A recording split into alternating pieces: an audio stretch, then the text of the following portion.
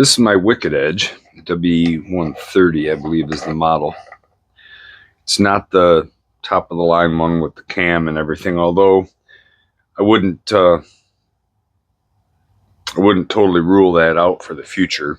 I really like the Wicked Edge system, and I have a pretty decent setup. I have some glass platens right there with the orange and gray that I still have to put the lapping film on. And I have the blue and the white that is a 3000 grit diamond. And then I have 1 micron lapping film on those. I don't have the ones with lapping film pushed into the foam because it's somewhat of a tight fit, like you can see here. And it tends to catch the edges of the lapping film and try to peel it off. So I'm going to make Kydex sleeves so that that goes in. I might do that this weekend, actually. But I got a marker up there for marking the edges so that I can tell what angle I'm on. I got a cube, the angle cube, so I can set my degrees really good. I have alcohol wipes so I can clean the marker off when I'm done. Then I have some other attachments and things over there. But that's not really what I wanted to talk about. So with the Wicked Edge, no system is perfect. And when you put a knife, if it has a wide blade like this is just a old Chicago cutlery. So if we chuck this up in the Wicked Edge,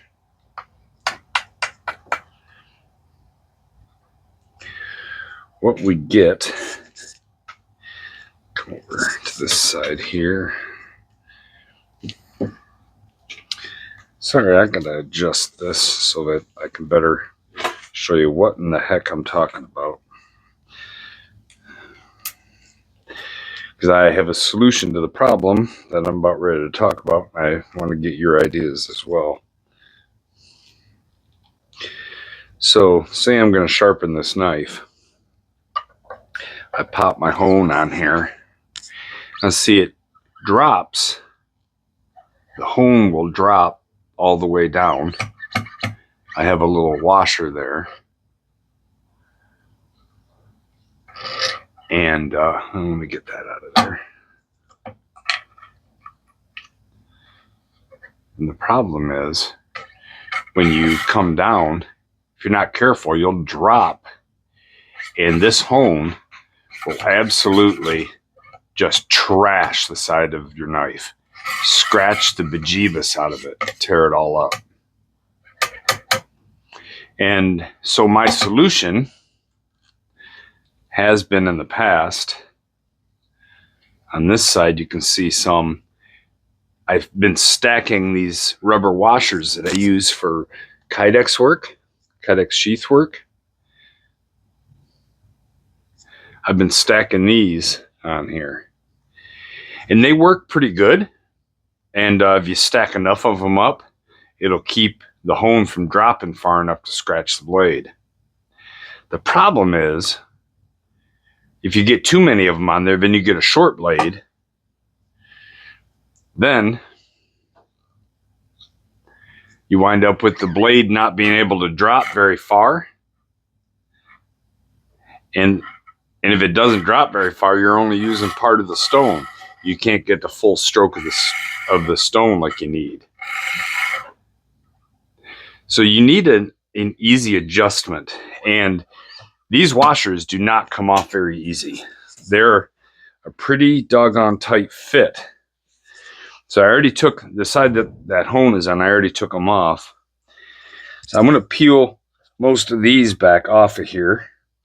And I have another solution that I'm going to try that I hope works out good and allows me to get the perfect length quickly and easily every time instead of having to mess with these washers every single time, because it does get to be annoying. All right, like I said, I'm going to leave one washer in above there to kind of seal those threads. So what I got was some of this clear tubing, 5/16 ID. So let's check this out.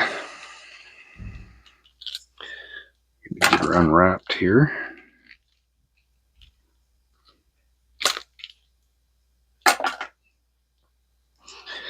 I'm going to move this camera back and raise it back up.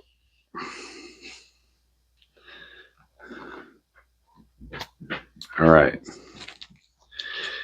So now I have this 5/16 ID tubing. It just so happens to fit really nicely down on here. I didn't want something hard banging into the edge. This stuff is nice and pliable, but I think it'll make a good stopper. So say if I cut, I'm going to cut these off in different increments, but say I cut a couple of 2-inch pieces for right now.